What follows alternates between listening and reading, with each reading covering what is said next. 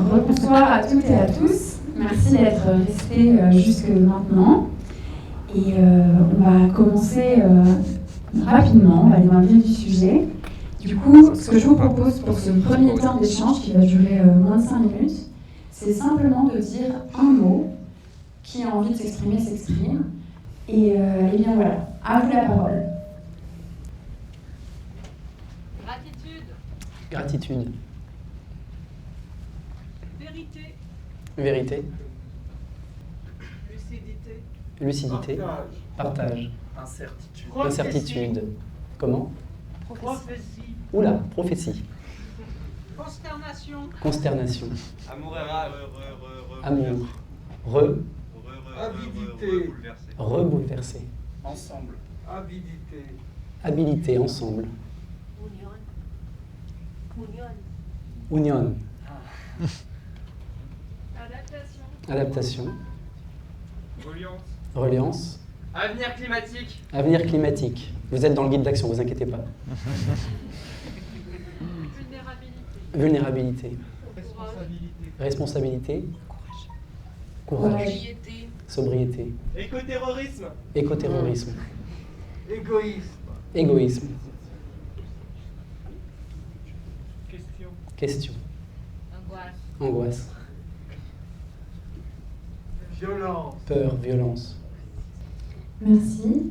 Merci pour tous ces mots. Pour le deuxième temps, je vous propose quelque chose d'un peu plus dynamique qui va nous permettre de passer du jeu au on. Et ça s'appelle le qui comme moi. Donc on va commencer une phrase qui commence par qui comme moi. Et je vous inviterai à la terminer. Pour dire cette phrase, vous allez vous lever. Et je vais te demander, Emmanuel, de faire un exemple si tu veux bien.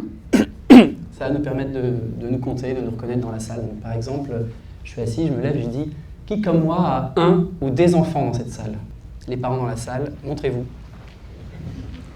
Et quand on se lève, je vous invite vraiment à vous retourner, à regarder les gens qui sont autour de vous et qui partagent ça avec vous. On a une demi-salle de parents, apparemment. Et puis, à se rasseoir. Merci. Et bien sûr, pour les personnes pour qui ce n'est pas possible de se lever, vous pouvez simplement lever la main, ça marche aussi. À vous la parole. Qui, comme moi, vient de casser le système de ventilation. Un petit bis à droite.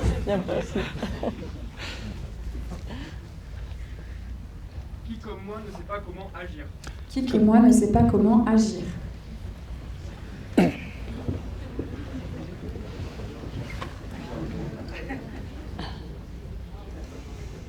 Merci.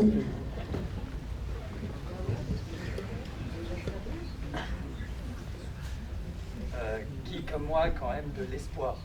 Qui comme moi a quand même de l'espoir. Ah bah oui.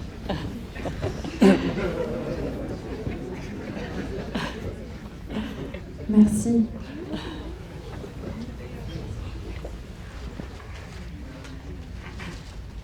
Qui comme moi aimerait avoir le courage de changer de vie. Qui comme moi aimerait avoir le courage de changer de vie. Oui. Partiellement, ça compte encore. Merci.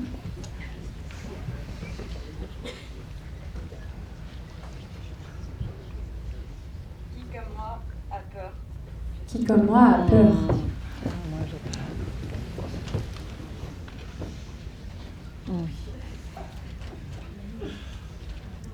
Merci. C'est un bon exercice pour les cuisses. Qui comme moi a mal au ventre quand on coupe un arbre. Qui comme moi a mal au ventre quand on coupe un arbre. Ça dépend. Bon. Un peu. Merci. Qui comme moi est prêt à diminuer son niveau de vie. Qui comme moi est prêt à diminuer son niveau de vie. Un petit peu. Je vous invite à vous retourner pour voir l'impact de votre phrase. Merci.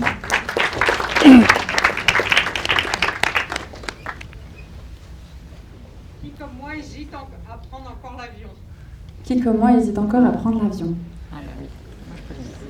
Et ceux qui n'hésitent plus et qui ne prennent plus. En toute honnêteté. C'est ou pas? Merci. Il y a une super pub en ce moment pour aller aux Seychelles, je ne sais pas si vous avez vu, ça donne vraiment envie. Peut-être une ou deux? Comme moi, se sent encore seul dans son milieu. Qui, comme moi, se sent encore seul dans son milieu?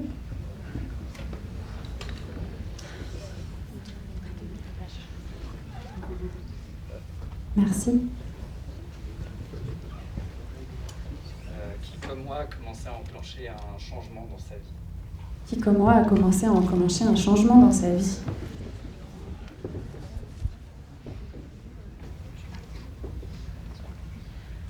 Merci. Qui, comme moi, pense que cette année d'élection présidentielle va être longue, très longue. Cette année présidentielle va être longue, très longue.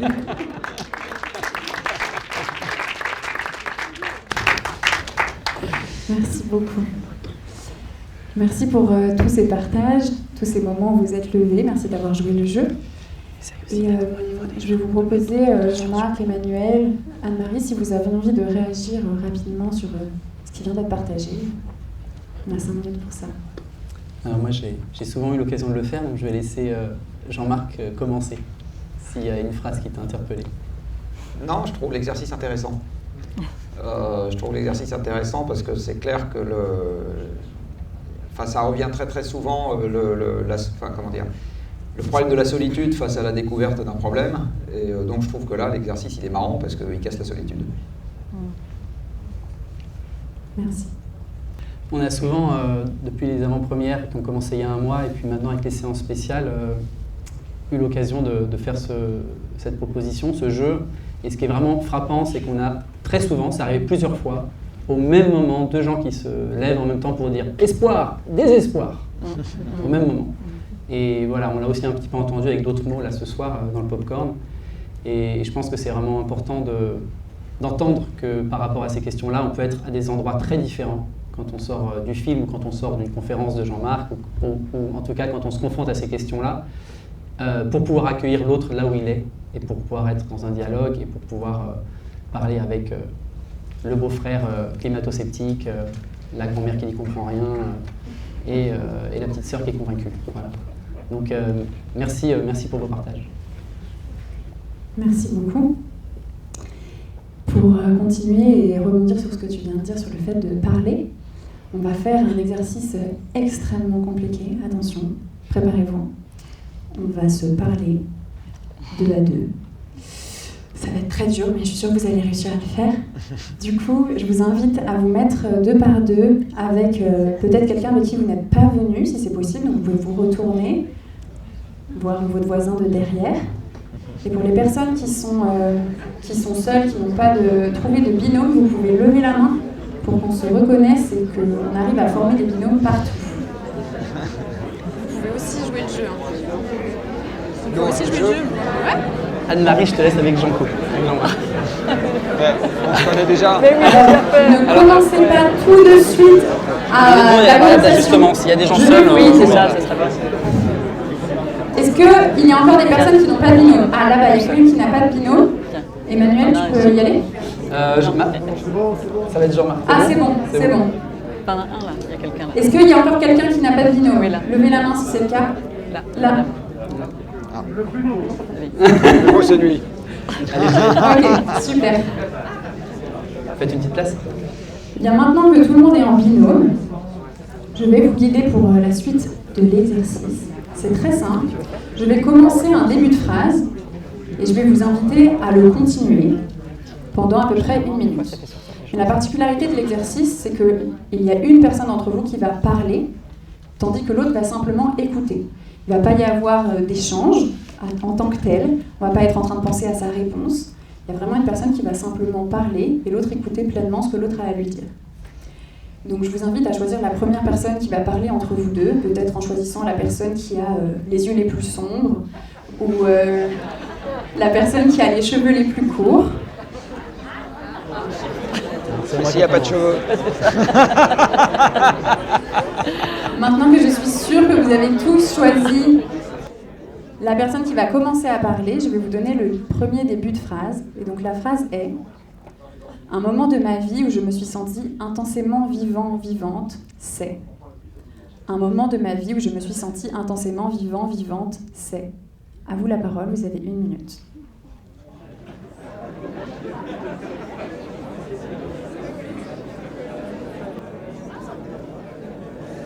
Je pense que celui-là était déjà un peu servi quand je me suis celui-là. C'est juste moi qui ai eu la...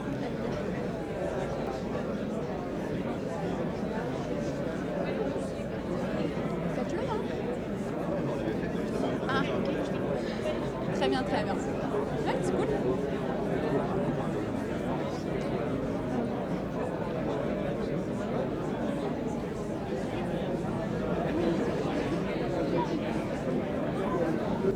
Je vous invite à terminer votre phrase, à revenir au silence et à vous préparer à intervertir les rôles. Donc la personne qui vient de parler va écouter, la personne qui vient d'écouter va parler et continuer cette même phrase. Un moment de ma vie où je me suis sentie intensément vivant, vivante, c'est. C'est à vous.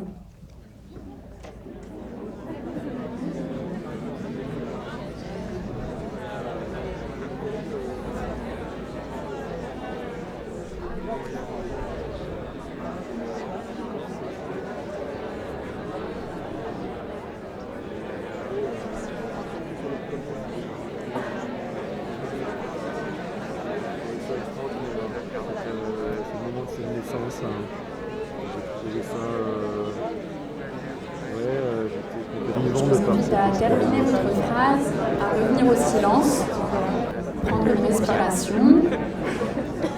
Et on va passer à la deuxième et dernière phrase de cet exercice, qui est « Quand je pense à la crise climatique et à ses effets sur ma vie et mon entourage, ce que je ressens, c'est... » Quand je pense à la crise climatique et à ses conséquences sur ma vie et celle de mon entourage, ce que je ressens, c'est...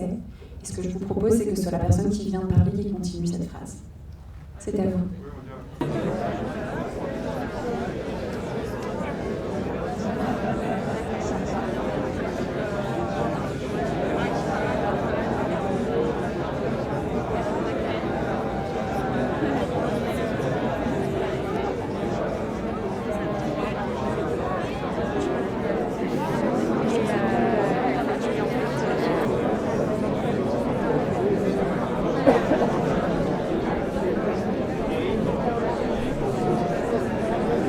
À terminer cette phrase, à revenir doucement au silence et peut-être à vous remercier de la façon dont vous le souhaitez pour cet échange avec cette personne que vous ne connaissiez peut-être pas en entrant dans cette salle. Je vous invite à vous remercier.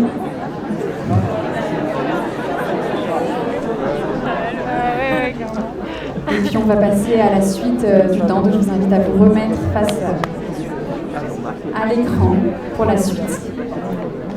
Merci beaucoup à toutes et à tous d'avoir joué le jeu, de parler à quelqu'un que vous ne connaissiez pas. Parfois ça peut faire peur, mais au final c'est pas si compliqué.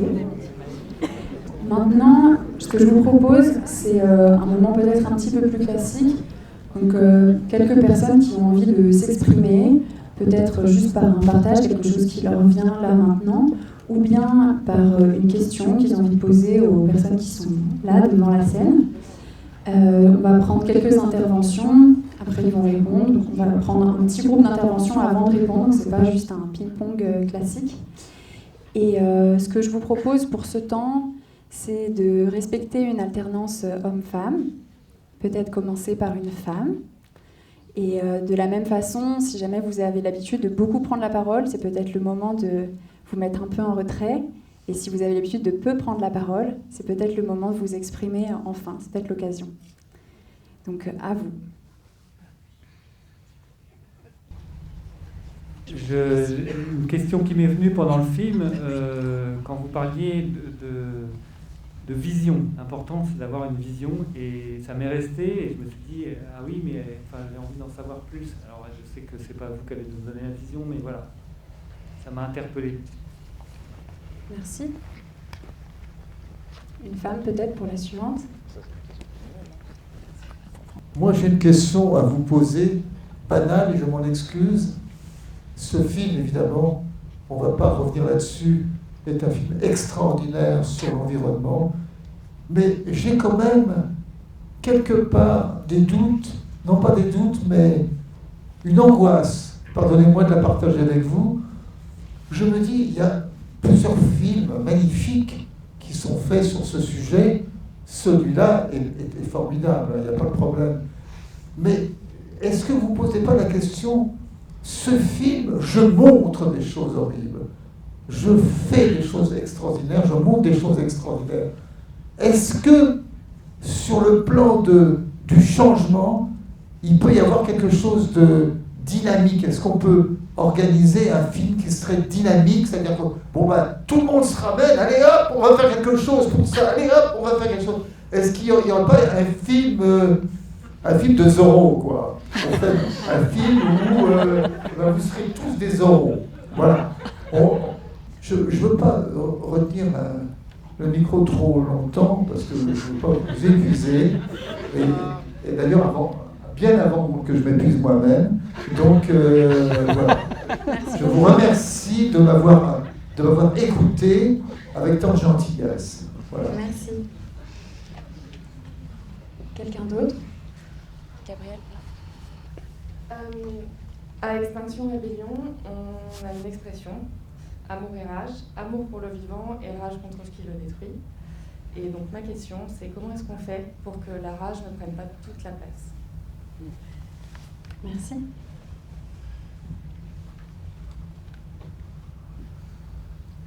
Merci.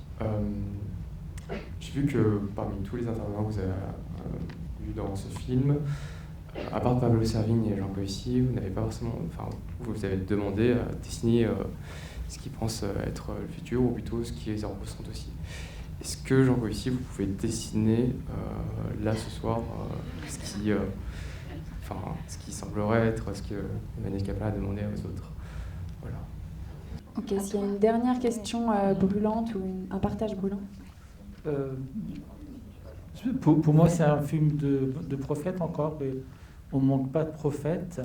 Après, je ne sais pas ce qu'il faut faire, mais le rapport Meadows, donc il est de 72, et puis il y a une dispersion, quoi, des choses. Il faudrait effectivement de l'information sur des informations, mais assez fortes, assez longues, assez prégnantes, sur des choses qui se font quelque part. Moi, j'ai été intéressé par le Bangladesh, mais c'est trop rapide, je n'ai pas tout compris par saillant, où j'ai vu qu'il se passait des choses. Et sinon, c'est un coup le monstre de fer là, qui est arrêté un petit moment en Allemagne.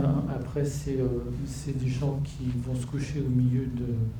je ne sais plus comment ça s'appelle, des animaux empaillés, là. Voilà, le jardin des plantes. C'est pas une vraie question, mais c'est encore un film de prophète et on ne manque pas de prophète. Merci. Je vous propose de faire un premier temps de retour. Emmanuel, sur la dernière question ou affirmation, sur la question de la dispersion, je ne sais pas s'il est encore là, mais si Benjamin Landsberger est là, je le remercie parce qu'il a fait partie des gens qui ont... C'est un producteur qui a cru un moment dans le film, ça n'a pas pu se faire avec sa production, mais en tout cas il m'a aidé à avancer au tout début quand j'étais vraiment seul avec ce projet. Et à l'époque, je me souviens qu'il avait utilisé une expression, le sujet est touffu. Et en effet, le sujet est très touffu et j'ai essayé de créer un fil, de trouver un procédé narratif qui raconte une histoire et que par la partialité, la subjectivité, on accepte les méandres et les détours. Mais en effet, ça reste finalement une collection de réactions, d'états émotionnels et d'actions en face de ce que ces émotions suscitent qui restent complètement finalement arbitraires. Donc on adhère ou on n'adhère pas au parcours proposé, évidemment. Et je pense qu'il y a encore finalement quelque chose qui reste dans le film de ce côté touffu, mais j'aime bien, il y a quelque chose d'un petit peu végétal là-dedans et j'ai essayé de faire des coupes, rassembler un peu l'énergie et la sève du film pour qu'on avance, avec l'aide d'Anne-Marie qui a été vraiment fondamentale dans ce travail d'élagage. Mais en effet, ça reste une exploration un peu... Parfois, on fait faux chemin, puis on part en arrière et on repart dans une autre direction, et c'est ce que j'ai essayé d'exprimer. Tu veux ? Et si je dis non. Alors il y a un truc pour lequel je vais dire non tout de suite, c'est le dessin. Je dessine un mouton, vous avez l'impression que j'ai dessiné une tarte aux pommes, et donc non, c'est même pas la peine que j'essaye. Je suis désolé, hein, je suis vraiment désolé. J'aimerais bien avoir ce talent, mais non. La vision. Tu veux ? Non, c'est très bien. Non, je vais répondre à la question du prophète. J'ai le droit. Après tout, je vais faire comme Zemmour. Non, pardon, c'est du mauvais humour.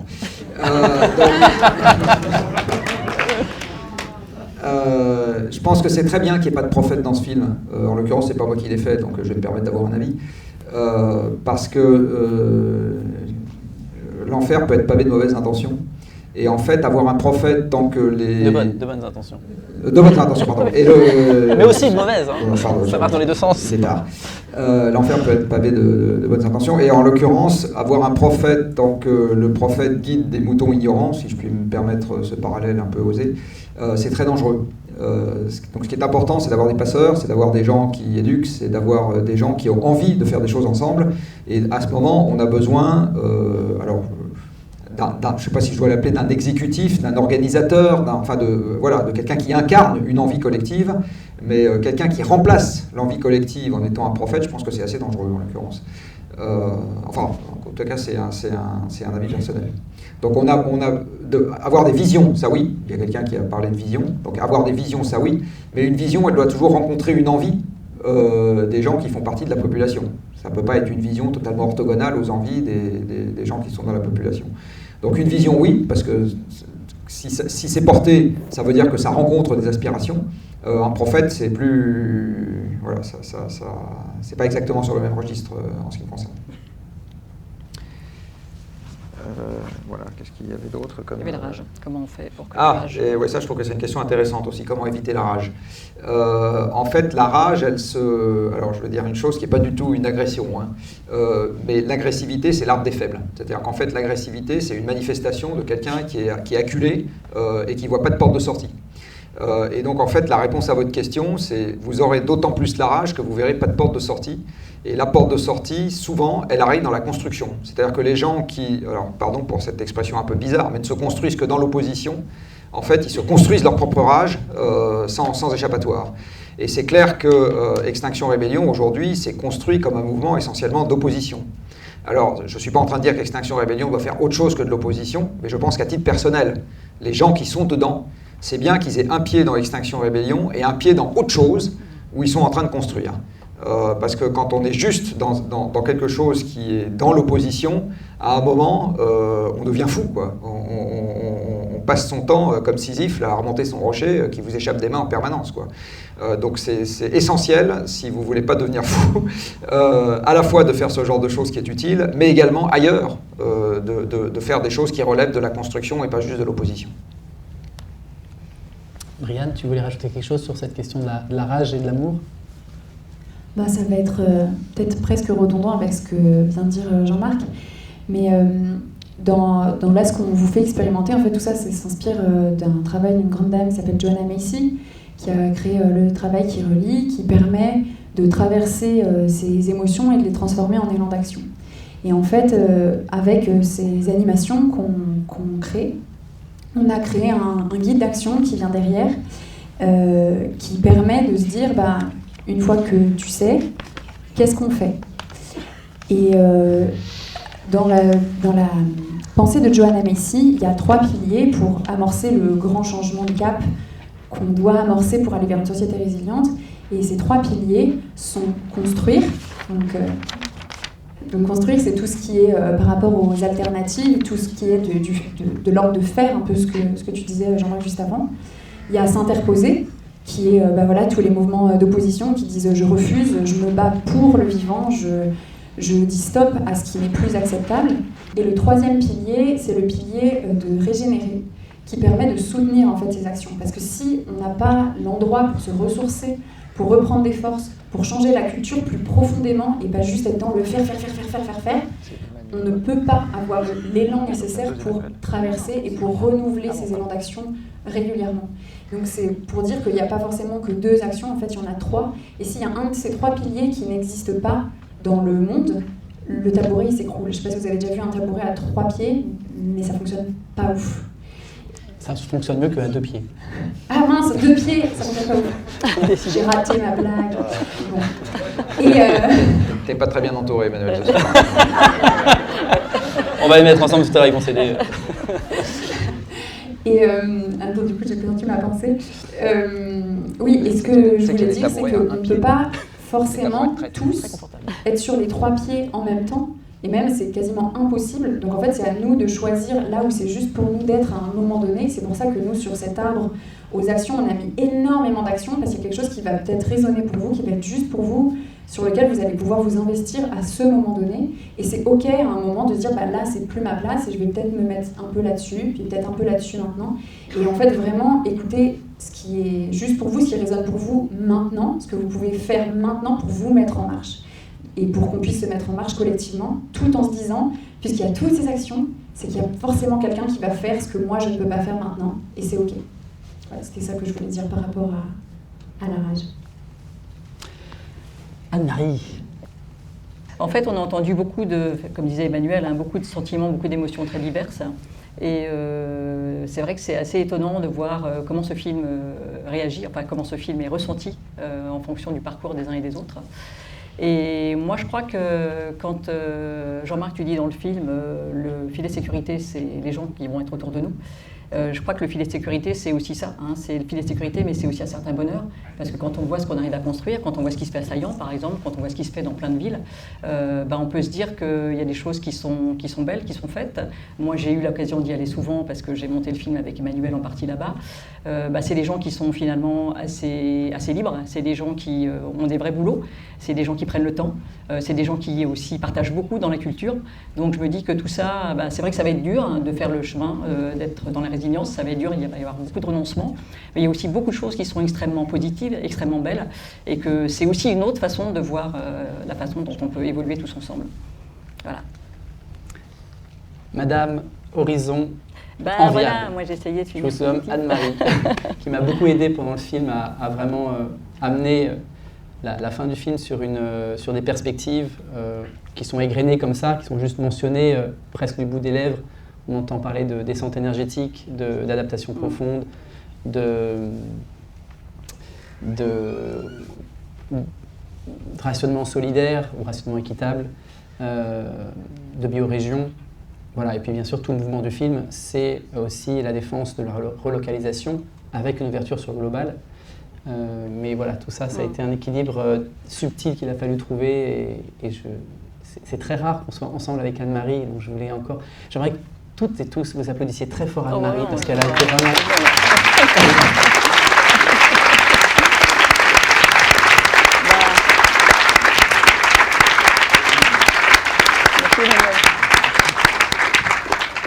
C'est vrai que c'était dur de finir ce film, parce qu'on se dit comment on lâche les gens, quoi. Voilà. Et ça, c'était une vraie question. C'est-à-dire avec quoi on vous laisse partir.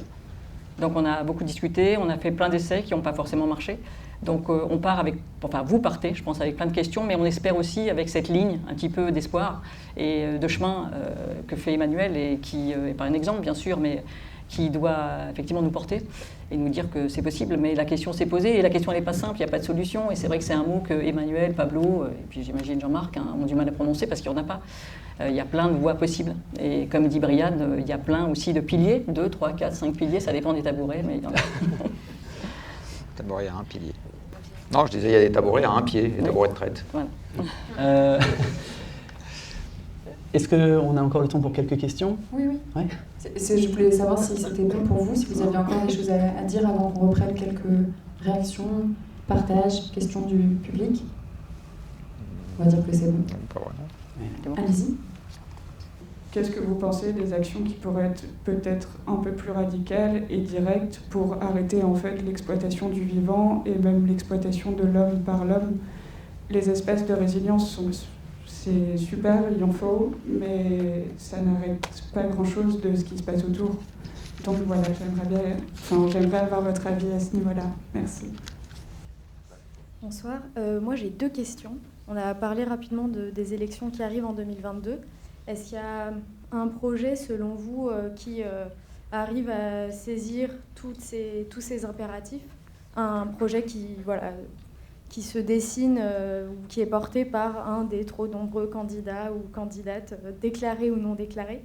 Et ma deuxième question, c'est est-ce qu'il y a aujourd'hui quel est le niveau de gouvernance qu'il faut adopter pour avoir une réponse systémique, efficace, qui a un vrai impact?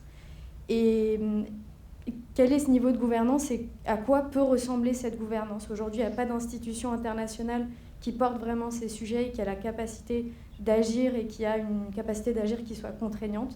Alors aujourd'hui, voilà, est-ce qu'il y a un modèle à inventer? Est-ce qu'il y a des idées, des inspirations vers ce modèle? De manière un peu opposée à ce qui vient d'être demandé dans les différentes questions, comment, dans le cas où on a un gouvernement qui n'est pas à la hauteur des enjeux environnementaux, de la destruction du vivant qui est en cours, comment est-ce qu'on embarque une société à l'encontre d'un gouvernement? Comment est-ce qu'on motive une société entière et voire la planète entière finalement dans cet enjeu qui est mondial? Dans le film, vous parlez des personnes qui ne savent pas, qui ne croient pas, ou qui savent et qui ne croient pas. Comment on fait quand nous, on est quelqu'un quand nous, on sait, on croit, qu'on ne peut pas revenir en arrière? Comment on fait dans la sphère personnelle et professionnelle pour continuer à échanger avec eux et pas être trop dans la confrontation compliquée? Anne-Marie, est-ce que tu veux commencer par répondre à la dernière question? Et je pensais à la réponse de Gabriel qu'il avait donnée à Clermont-Ferrand, que je trouvais intéressante. Ah bah tiens. Oui, alors c'est vrai que cette question-là a été posée par un monsieur à Clermont-Ferrand qui disait « mais moi je me sens mal, quoi, parce que j'ai l'impression d'être un oiseau toxique, d'avoir une mauvaise parole. Donc j'ai du mal avec ma famille, avec ma femme, avec mes enfants. » Et c'est vrai qu'il y avait un jeune agriculteur dans la salle qui lui a dit « ben écoute, je pense que ce qui est le plus important aujourd'hui, c'est que tu préserves en fait l'amour de tes enfants et de ta femme, que tu préserves cet amour-là. C'est ça qui est le plus important, c'est ça qui va te nourrir. Et autour de toi, tu t'aperçois dans cette salle, il lui a dit qu'il y a des gens qui sont avec toi, voilà, qui sont dans la même conscience que toi, qui sont dans la même énergie que toi. Donc il faut que tu te rapproches d'eux, il faut qu'ensemble vous avanciez, mais surtout préserve ce qui est le plus important à préserver. Et c'est vrai que c'était une belle réponse.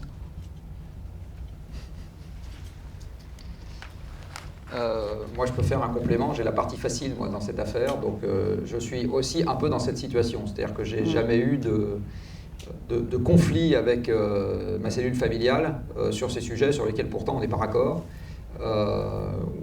Mais j'ai le beau rôle parce que c'est moi qui paye. Donc, c'est moi qui décide. Donc, si je décide qu'il n'y a pas d'avion, il n'y a pas d'avion. Voilà, voilà. Mais c'est clair que je suis un peu d'accord avec la réponse qui a été faite. Alors après, il y a quand même des gens qui travaillent ce sujet. Au sein de l'association des Shifters, il y a un groupe qui s'est mis à discuter justement de comment est-ce qu'on fait pour, je ne sais pas si je dois dire embarquer, communiquer, interagir avec ses proches, quand on part de points de vue qui sont assez différents. Alors vous tombez de votre chaise et vous dites tout d'un coup je ne prendrai plus l'avion, et votre copain, votre copine, je ne sais pas qui, vous dit non mais tu rêves, moi si. Et voilà, et comment est-ce qu'on fait que, bon, donc évidemment il y a plein de gens qui sont dans cette situation, parce que j'ai envie de dire c'est plus l'exception que la règle, qu'au sein d'une cellule familiale qui s'est constituée sur d'autres critères, tout le monde soit remué de la même manière par l'information que vous avez reçue ce soir. Puisqu'en fait, c'est pas ça qui vous a rapproché à l'origine. C'est beaucoup plus facile quand les gens se rassemblent sur ce critère-là. Là, c'est facile, ils sont raccords, ils sont homogènes, et derrière, il n'y a pas de problème. Mais quand ils se sont rassemblés sur autre chose, et qu'ils s'aperçoivent que sur un truc comme ça, il y en a un qui est pris aux tripes et pas l'autre, enfin, ou un et pas les autres, c'est évidemment difficile, et donc c'est un champ émergent de travail qui commence à être investigué par un certain nombre de gens. Et donc je sais qu'au sein des Shifters, il y a des gens qui ont réfléchi à ça. Voilà. Je ne sais pas exactement ce qu'ils ont trouvé, mais je sais qu'il y a des gens qui ont réfléchi à ça. Non, mais je le dis juste parce que je n'ai pas pris le temps d'aller regarder. J'ai pas de... Donc dans le guide d'action, vous pourrez retrouver le le contact des shifters pour les rejoindre, ils vont vous sauver. Voilà. Est-ce que tu ne veux pas enchaîner sur la question de quel niveau de gouvernance sur ces questions-là? Je vais faire une réponse malheureusement très cynique. Il y a tout à fait une gouvernance mondiale qui s'appelle les États-Unis et la Chine. Voilà, c'est pas du tout celle qui nous intéresse pour ce problème qui a été évoqué ce soir, mais elle existe. Malheureusement, elle existe.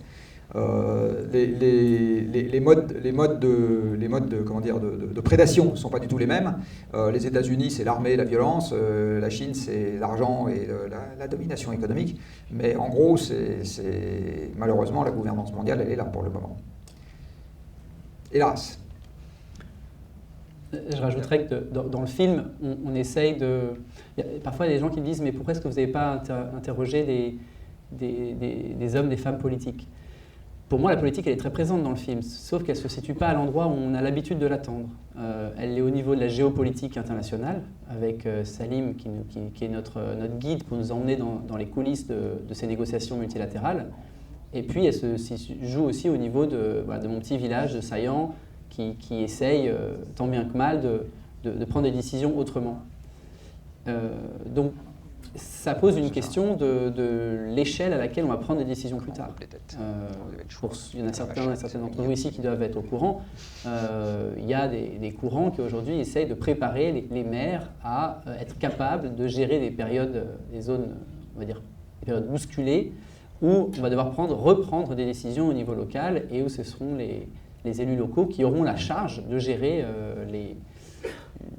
les catastrophes. Là, j'ai fait pas mal de trains ces derniers jours parce qu'on ne pouvait plus utiliser la ligne de train qui a été submergée par les inondations il y a quelques jours maintenant, une semaine ou deux. Voilà, on voit qu'il y a localement des événements climatiques, pour parler du climat, en termes d'énergie, des questions de pénurie énergétique qui vont poser des problèmes au niveau local et qu'il va falloir gérer. Et donc, la manière dont moi j'ai vécu cette expérience de démocratie participative à Saillant, c'était vraiment, c'est comme ça que je le raconte dans le commentaire, comme une sorte de grande répétition générale. Voilà. On prend des décisions sur des choses où les enjeux sont relativement confortables, pas trop graves, pour pouvoir ensuite avoir pris des réflexes de délibération qui nous permettent de continuer à être dans la délibération dans des périodes plus troubles. Voilà. Pour moi, aujourd'hui, à tous les échelons de la gouvernance ou les échelons politiques, le but, et ça c'est vraiment ma vision, c'est mes croyances, c'est de réduire la taille de la marche et d'augmenter l'épaisseur du matelas.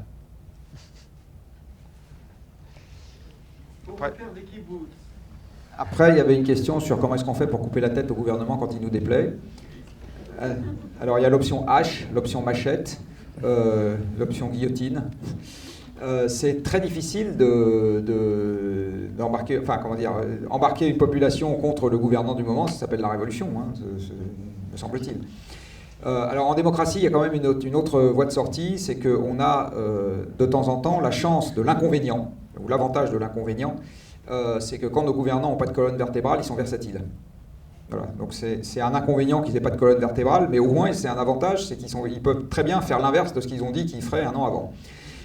Et pour les amener, il y a du reste, il y a plein d'émissions de télévision, à commencer par Quotidien, où on vous compare ce qu'a dit un homme politique ou une femme politique il y a un an avec ce qu'il dit hier, et alors à chaque fois vous vous bidonnez, parce qu'évidemment il dit l'exact inverse. Alors, ce qui nous apparaît comme étant insupportable si on prend ça comme une personne normale, enfin si une personne de votre entourage proche passe son temps à dire l'exact inverse à 6 mois d'intervalle, à un moment ça va quand même finir par vous gonfler un peu. En fait, ça peut devenir un avantage dans le monde politique, parce que si la base sous-jacente, c'est-à-dire si la population a envie d'aller dans une direction qui est bien marquée, en fait, le personnage politique, ça lui simplifie la vie. Et il est ravi, quelque part, de ne faire que des heureux, je caricature un peu, mais en embrayant derrière quelque chose qui se dessine. Donc en fait, si on veut faire changer d'avis, enfin si on veut s'accommoder d'un gouvernant qui ne nous plaît pas, alors il n'y a que deux options, encore une fois, on fait un putsch, enfin on le déboulonne, on fait la révolution, puisque sinon ils sont inamovibles. L'autre solution, c'est de travailler à l'étage en dessous, jusqu'au moment où apparaît quelque chose de suffisamment ample pour que la personne en place soit obligée d'en tenir compte, quoi qu'il ait dit avant d'être élu. Voilà. Comme les révolutions ont rarement donné lieu à des situations très apaisées derrière, l'histoire le montre, ce qui suit une révolution, c'est pas nécessairement beaucoup mieux que ce qui l'a précédé. eh bien, la deuxième option me paraît être une option plus intéressante à travailler.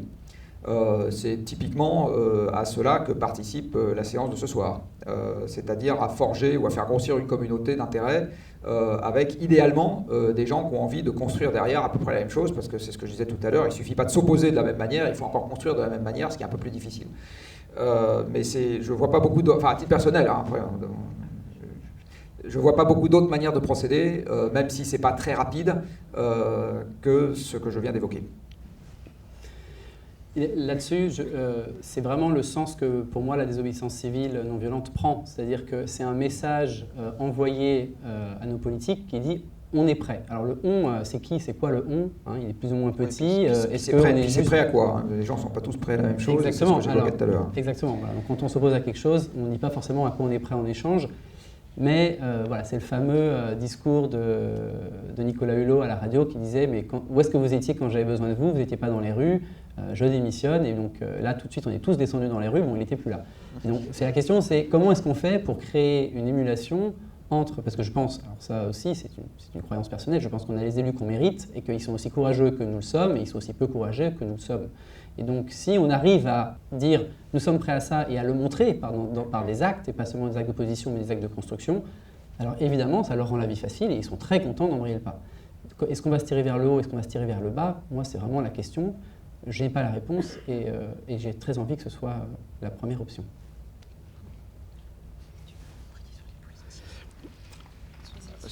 Sur la radicalité, est-ce que vous pouvez préciser le genre d'action radicale? Parce que, encore une fois, entre assassiner le président et s'enchaîner à un arbre, c'est pas exactement pareil. Donc, En fait, je demande juste comment on arrête l'exploitation de l'homme par l'homme et aussi l'exploitation du vivant. Parce que on peut faire des communautés à gauche, à droite, mais ça a été souligné tout à l'heure, mais il y a la Chine, il y a les États-Unis. Enfin, l'exploitation, elle continue, en fait. On peut se mettre dans des endroits et vivre bien dans ces endroits, mais à côté, il se passe quand même plein de choses. Et c'est vraiment un mouvement global qu'il faut.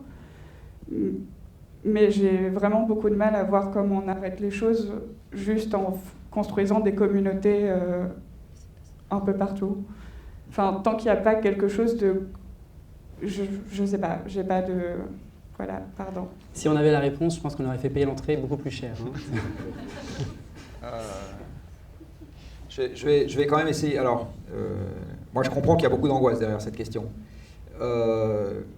C'est très difficile de se mettre dans la peau, et je vous déconseille férocement de le faire, dans la peau d'Atlas voulant soulever le monde. Vous n'y arriverez pas. Non mais je suis très sérieux quand je dis ça. Vous n'y arriverez pas, vous allez juste péter une durite. Donc je vous déconseille vraiment de le faire. Ça renvoie à ce que je disais tout à l'heure à propos d'Extinction Rébellion. Il faut absolument que vous arriviez à trouver un espace dans lequel vous construisez quelque chose, parce que sinon vous allez vous perdre à regarder l'ampleur de la tâche et à vous dire mais comment j'y arrive? Mais vous évidemment vous n'allez pas y arriver, même si tout le monde dans la salle s'y met, vous n'allez pas y arriver non plus. Après, comment est-ce qu'on change la façon de se comporter d'une humanité à 8 milliards d'individus? Malheureusement pas d'un coup de baguette magique. Donc quand je dis c'est l'œuvre d'une vie, c'est probablement l'œuvre de plusieurs vies et de beaucoup de gens. Faut essayer de s'inscrire dans ce mouvement-là, identifier les choses où on se sent à l'aise. Et ça renvoie un peu à la question aussi que j'ai évoquée sur la sphère. Voilà, c'est d'autant plus difficile que dans votre sphère personnelle, familiale, etc., il n'y a pas non plus des gens qui partagent...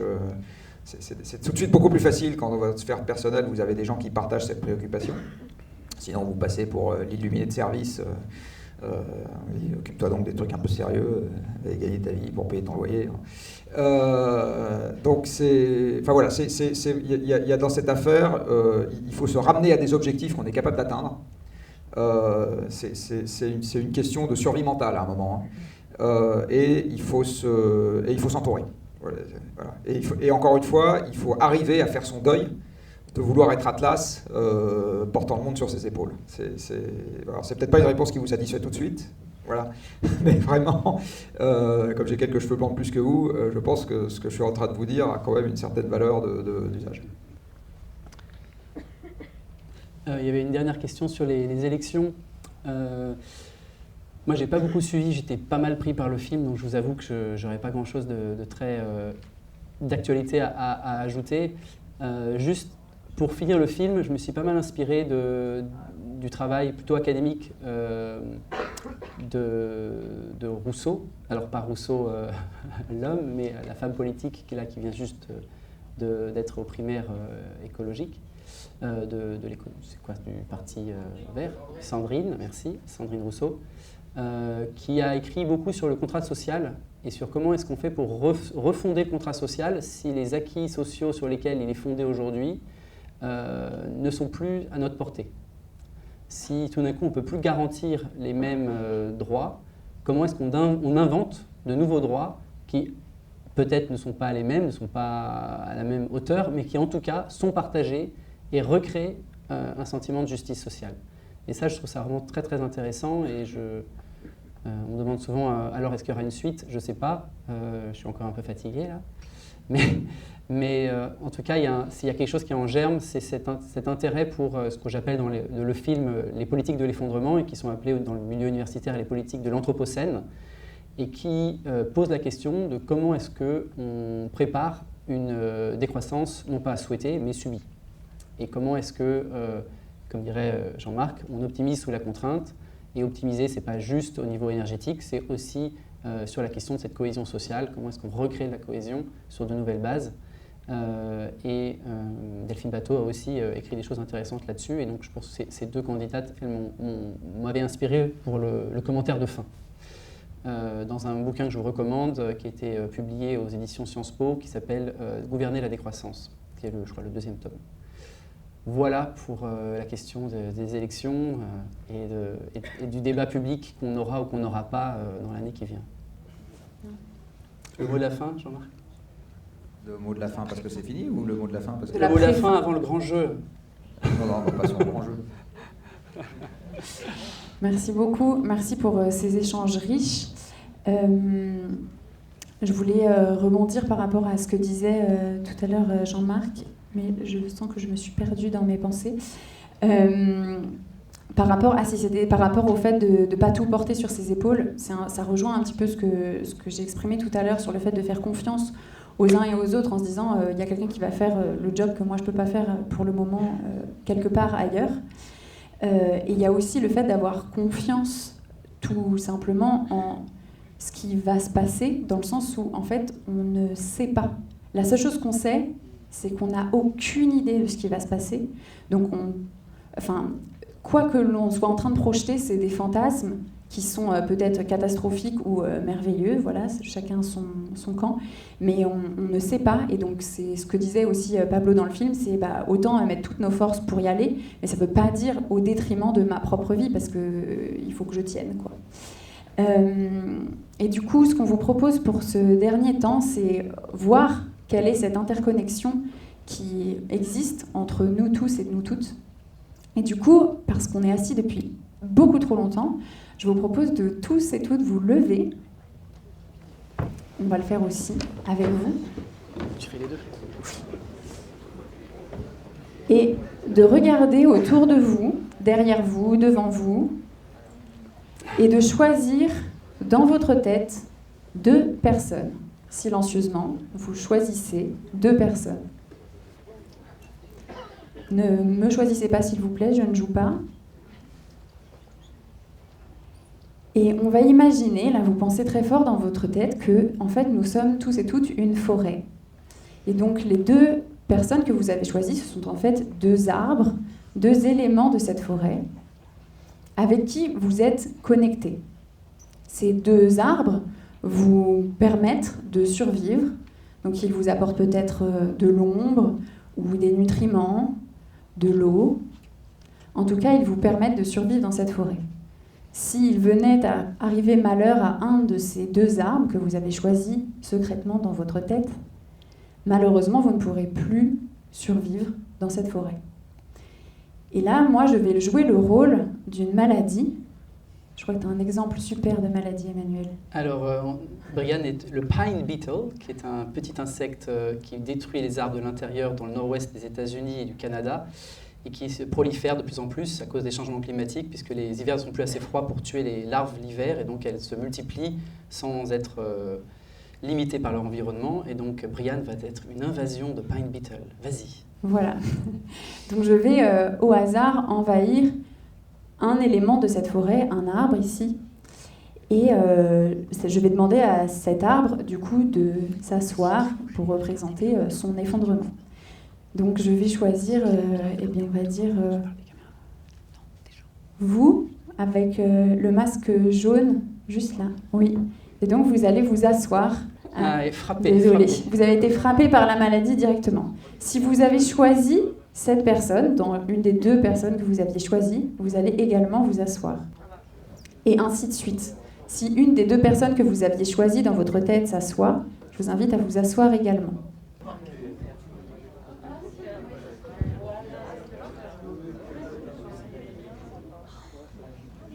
Et donc peu à peu... Oula. Alors là, on voit un effet d'emballement très net.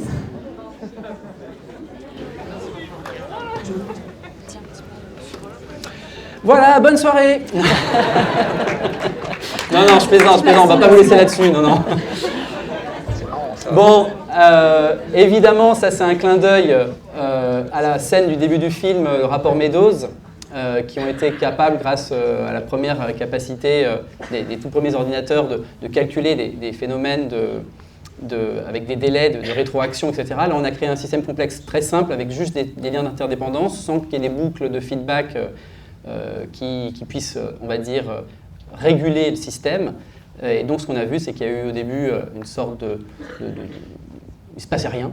Hein, on avait du mal à savoir ce qui se passait. Il y a 1 ou 2 personnes qui disparaissaient, et puis tout d'un coup, on a passé un seuil, il y a eu un effet d'emballement. Heureusement, ça ne marche pas que dans un sens, ce genre de choses, et donc Brian va vous faire sortir de cette salle avec le sourire à la bouche. J'espère, on verra. Donc pour ce deuxième élément de jeu que nous allons faire, je vais vous demander à nouveau de choisir dans votre tête 2 personnes autour de vous, peut-être pas les mêmes que celles que vous venez de choisir, mais restez assis cette fois, donc regardez autour de vous, choisissez secrètement dans votre tête 2 personnes. Devant, derrière, sinon c'est pas drôle, les gens de derrière sont jamais choisis. Et cette fois, on va jouer le jeu d'un écosystème humain. Donc on n'est pas lié par les mêmes liens, c'est pas forcément de l'ombre qu'on va s'apporter ou des nutriments, mais on est lié par des liens de solidarité, de confiance, d'entraide. Et ces 2 personnes que vous avez choisies, vous pouvez imaginer que c'est des personnes qui sont très importantes dans votre quotidien, par lesquelles vous êtes peut-être inspiré. Ça peut être votre voisin, votre boulanger, quelqu'un de votre famille, votre grand-mère. Voilà, des personnes qui sont importantes pour vous, qui vous inspirent et par lesquelles vous êtes liés avec des liens de confiance. On imagine ça très fort. Et je vais demander à peut-être 2 ou 3 personnes qui ont des initiatives concrètes à juste les partager pour se donner une idée de ce que peut être des éléments d'inspiration. Donc si vous êtes un écosystème humain, on va dire l'écosystème Paris 5e, comment est-ce qu'on apporte un peu plus de résilience à cet écosystème? Une proposition? Oui. Devenir animateur de la fresque du climat. Devenir animateur de la fresque du climat. C'est dans le guide. Allez-y. Dans le 5e, il y a l'Hyper Café. 5e. Participer à la mairie et ailleurs. Participer à un Hyper Café. S'engager pour faire l'Académie de l'avenir climatique. S'engager pour faire l'Académie de l'avenir climatique. Ok. Une dernière. Récupérer les invendus de Rungis et cuisiner pour les migrants tous les jeudis avec Solidarité Wilson. Récupérer les invendus et cuisiner pour les migrants. Ok, merci. Donc on voit déjà qu'il y a pas mal d'initiatives. Et je vous inviterai, si jamais ces initiatives, vous ne les voyez pas apparaître dans le guide d'action, à aller les rajouter sur le site internet qu'on a créé avec ce guide d'action qui s'appelle racinesderesilience.org pour que tout le monde puisse être inspiré par ces actions que vous portez ici. Déjà, voilà, en 1 minute, on en a eu 5. Donc voilà, je vous invite vraiment, parce que nous, notre but, c'est de mettre toutes ces initiatives au même endroit pour que chacun puisse être inspiré et soutenu et ensemble. Je vais choisir donc au hasard une personne qui, on va dire, voilà, cuisine pour les migrants. Récupérer les invendus du marché de Rungis.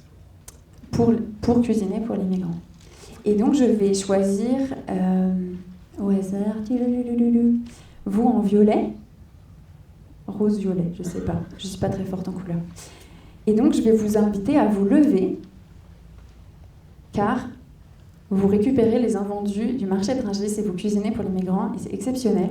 Et du coup, toutes les personnes qui avaient choisi cette personne comme un lien, quelqu'un d'inspirant pour eux, dans les 2 personnes que vous avez choisies tout à l'heure, je vous invite également à vous lever. Et si une personne... Et si une des personnes que vous avez choisies se lève, je vous invite également à vous lever, et ainsi de suite.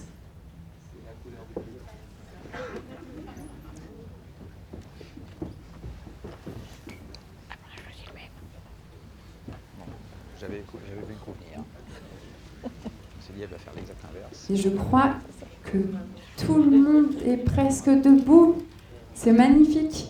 Bravo. C'est comme ça qu'on voit que une personne peut finalement en inspirer beaucoup autour de vous. Et pour les personnes qui, du coup, se posaient la question tout à l'heure de « mais comment je fais dans les personnes autour de moi pour les inspirer ?» Ben, c'est peut-être ça, c'est montrer l'exemple. C'est un premier pas. Merci au cinéma, merci à Claude qui nous a accueillis ce soir au cinéma.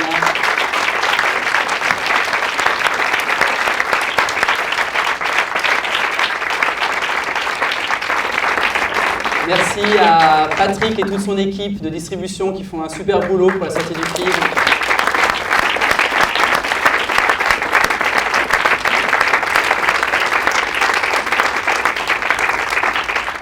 Merci à Clarisse Barrault qui a produit le film à mes côtés et c'était pas une mince affaire.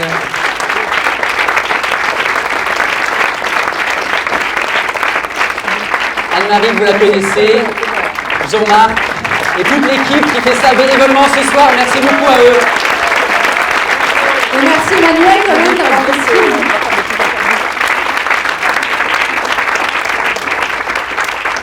Si cette expérience vous a plu et que vous voulez que d'autres publics puissent en profiter, des scolaires, le grand public, on va être là-haut avec l'équipe de tournage et on a besoin de témoignages de gens qui nous racontent ce qu'ils ont vécu. Donc si vous voulez rester, on va au bar, en plus c'est un endroit très agréable. Restez 5, 6, 10 minutes avec nous pour nous raconter ça. Ça va nous permettre d'essaimer auprès d'autres salles et d'autres exploitants. Merci beaucoup à vous et bonne soirée. Et si le film vous a plu, bien sûr, parlez-en autour de vous. Invitez vos amis, vos voisins, les climato-sceptiques du coin. Invitez tout le monde au cinéma, c'est le moment. Il y en a plus, oui, c'est ça. J'ai eu une discussion assez intéressante là à Dreux, le maire de Chartres, qui est, je crois, conseiller pour... Il restera dans cette salle aussi dans les semaines à venir.